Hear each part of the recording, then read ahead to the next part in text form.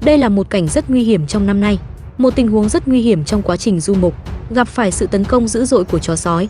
Chó chăn cừu Cang An dũng cảm truy đuổi quyết liệt, nhưng điều khiến người chăn gia súc cảm thấy ngạc nhiên là chó sói cũng có kích thước rất lớn và số lượng của chúng cũng vượt quá dự đoán của người chăn gia súc.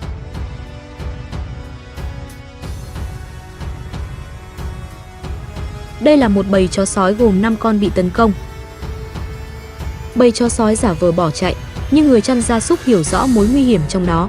Tuy nhiên, chó Cang An bất chấp nguy hiểm, nó truy đuổi một cách quyết liệt hơn mọi khi.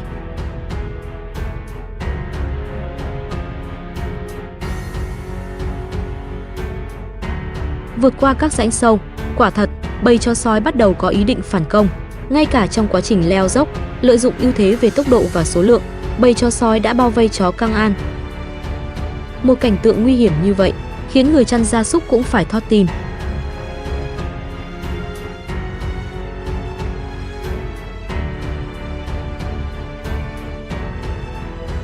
May mắn thay, với sự tiếp ứng từ bên sườn của các chó chăn cừu khác, nguy hiểm cuối cùng cũng dần được giải tỏa. Nhưng cuộc chiến với 5 con chó sói này kéo dài liên tục suốt 2 ngày. Bầy sói không ngừng nỗ lực bất kể ngày đêm. Những chú chó chăn cừu canh phòng cẩn mật đã nhiều lần đuổi chúng đi. Thậm chí, trong quá trình truy đuổi, đã xảy ra chiến đấu. Có lẽ đây chính là lý do khiến chó Cang An chiến đấu đến chết.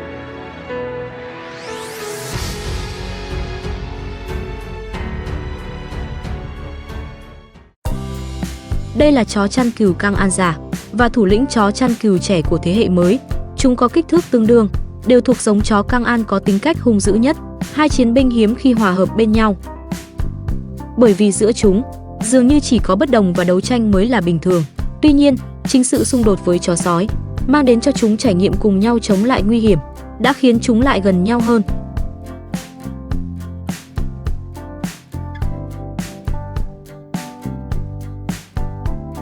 Những người chăn gia súc lần này di cư, đây có thể coi như một cuộc di cư lớn. Dĩ nhiên, quãng đường và tốc độ di chuyển không hoàn toàn do những người chăn gia súc quyết định, bởi vì những sườn đồi nhìn có vẻ xanh tươi. Thực ra, thực phẩm mà đàn cừu ưa thích rất hiếm. Vì vậy, đoàn người chăn gia súc liên tục di chuyển. Họ phải hành quân hàng trăm km vượt qua nhiều sườn đồi. Và trong số đó, những hiểm nguy mà ngay cả những người chăn gia súc cũng không thể dự đoán được. Trong đó bao gồm cả việc tình cờ gặp chó sói.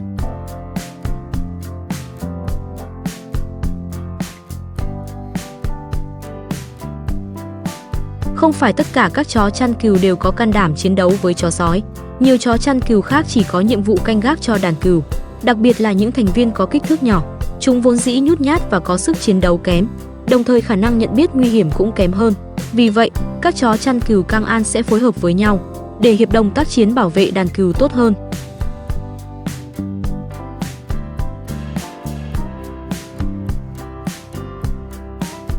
Đối với việc đánh nhau giữa các chó chăn cừu, những người chăn gia súc cũng sẽ không can thiệp quá nhiều.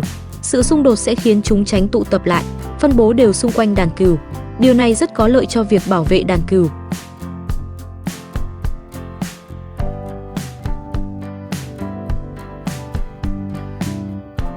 Sau một thời gian nghỉ ngắn, người chăn gia súc lại tiếp tục hành trình.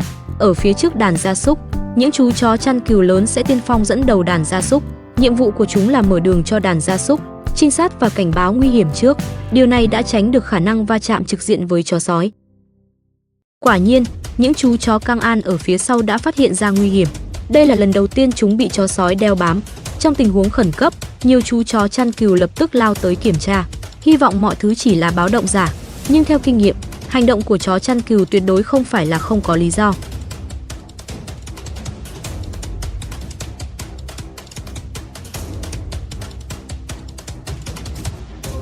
Khi nguy hiểm ập đến, những chú chó chăn cừu ở lại nhanh chóng tập hợp đội hình. Còn những thành viên vô trách nhiệm với công việc, thủ lĩnh của bầy chó, cũng sẽ dùng vũ lực để trừng phạt. Để tìm hiểu sự việc, những người chăn gia súc đã khởi động drone.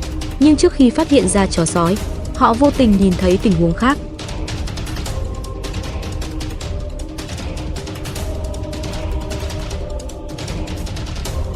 Anh ta phát hiện những thành viên bị lạc trong đàn gia súc. Chúng rời đàn và di chuyển độc lập. Đúng là người thành công thường có lối đi riêng. Chúng không biết rằng hành động như vậy thật sự rất nguy hiểm. Đây chính là mục tiêu mà chó sói mong muốn tấn công.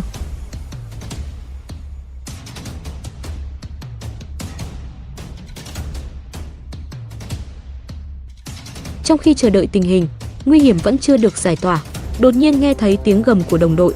Nhiều chú chó chăn cừu lập tức lao tới tiếp ứng.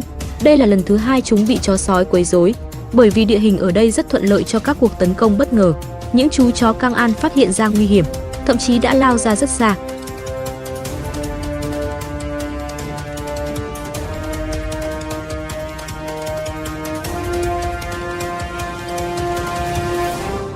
Những con chó chăn cừu ở lại cũng đang hỗ trợ. Nó đứng nhìn các động đội truy đuổi sói. Chó căng an bắt đầu tìm kiếm trong các khe núi. Chó sói đang ẩn nấp trong những khe núi liên tiếp này. Tất nhiên lần này chó chăn cừu vẫn chưa quyết tâm truy đuổi lắm. Mặc dù từng con đều thể hiện sự hung dữ, nhưng mục đích vẫn là để đuổi kẻ tấn công.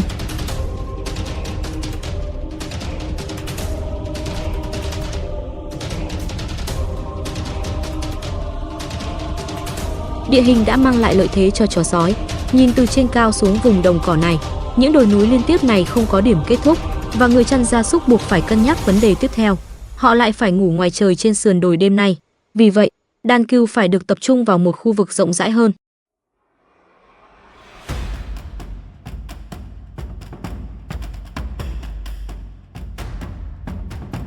Trong nhiều trường hợp, cuộc tấn công thực sự không thể chỉ đơn giản là ngẫu nhiên. Khi người chăn gia súc nhóm lửa nấu ăn, đây cũng là lúc chó chăn cừu ăn uống. Chó sói sẽ tranh thủ khoảnh khắc lơ là này, nhờ vào ánh sáng mờ ảo, chúng lại một lần nữa cố gắng tiếp cận đàn cừu.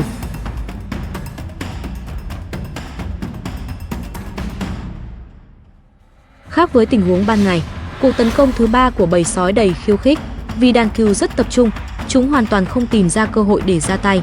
Vì vậy, bầy sói chu lên, cố gắng tạo điều kiện bằng cách gây hỗn loạn. Điều này khiến chó căng an phải đặt thức ăn xuống, đối đầu lại với bầy sói.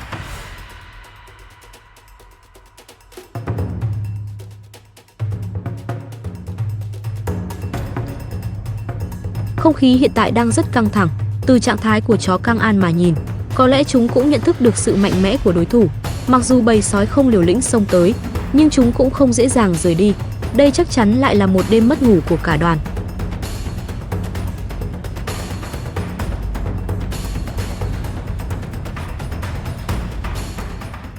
Khi trời bắt đầu sáng, đàn cừu ngủ ngon giấc, nhiều thành viên đã bắt đầu hoạt động. Trong khi đó, chó chăn cừu rõ ràng là thiếu ngủ. Chính vì chúng đã canh gác suốt đêm, mới đảm bảo được sự an toàn cho đàn gia súc và người chăn gia súc. Tất nhiên đây vẫn chưa phải là lúc lơ là cảnh giác, bởi vì vào buổi sáng trước khi đàn gia súc và chó căng an đi vệ sinh, bầy sói còn một cơ hội cuối cùng.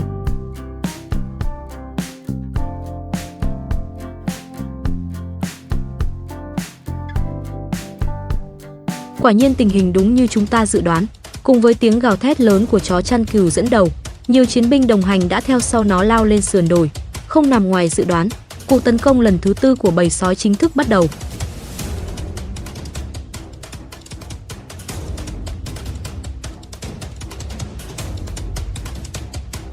Khi chó chăn cừu lao xuống sườn đồi, bầy sói đã rút vào trong vực sâu. Tuy nhiên, lần này có lẽ đối thủ lại gần quá. Chó căng an đã bị kích thích hoàn toàn. Chúng không còn phòng thủ cẩn thận nữa, mà thay vào đó đã quyết đoán chọn cách truy đuổi.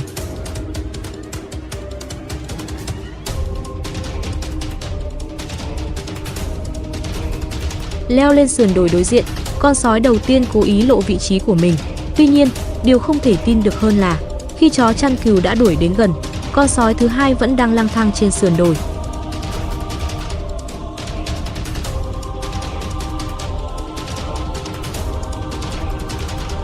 Khi trận chiến bất ngờ nổ ra, người chăn gia súc ngay lập tức khởi động drone theo dõi. Nếu không có chó chăn cừu dẫn đường, trong môi trường như thế này, rất khó để phát hiện hướng chạy trốn của chó sói. Ngay trước mặt chó chăn cừu, 5 con chó sói bất ngờ xuất hiện trong ống kính. Chúng giả vờ thua chạy, đây là một kế dụ địch điển hình.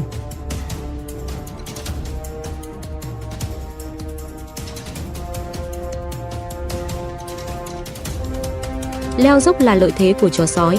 Đây là lúc dễ dàng nhất để tạo khoảng cách, nhưng bầy sói cố tình kiểm soát nhịp độ. Chúng chính là muốn dụ chó chăn cừu đến.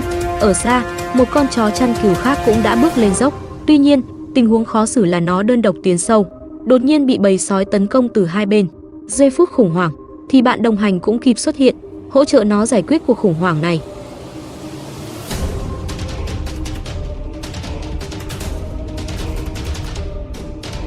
Nhưng tốc độ của chó sói rất nhanh. Chúng có màu sắc cơ thể gần như hòa hợp với môi trường. Chẳng mấy chốc, toàn bộ bầy sói đã biến mất trên sườn đồi mênh mông.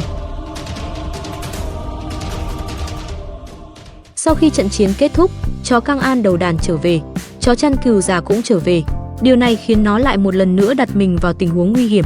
Bởi vì sự chậm trễ của máy bay không người lái, chúng tôi không ghi lại được toàn bộ quá trình chiến đấu. 3 con chó chăn cừu Cang An và 5 con sói đang đối đầu trên sườn đồi. Thực ra trong sự hỗn loạn của cuộc truy đuổi, chân trước của chó Cang An đã bị đối thủ cắn trúng.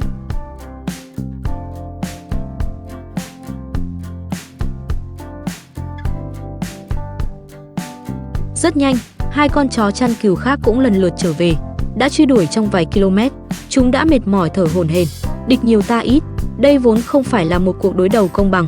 Đây không phải là thời điểm công khai, nhưng đối mặt với đối thủ mạnh, chó Cang An dựa vào sức mạnh áp đảo. Chúng đã thành công đuổi được 5 con sói với lực lượng ít hơn. Đăng ký để xem thêm nhiều video hấp dẫn cùng Pom Tiny nhé. Hẹn gặp mọi người trong video tiếp theo.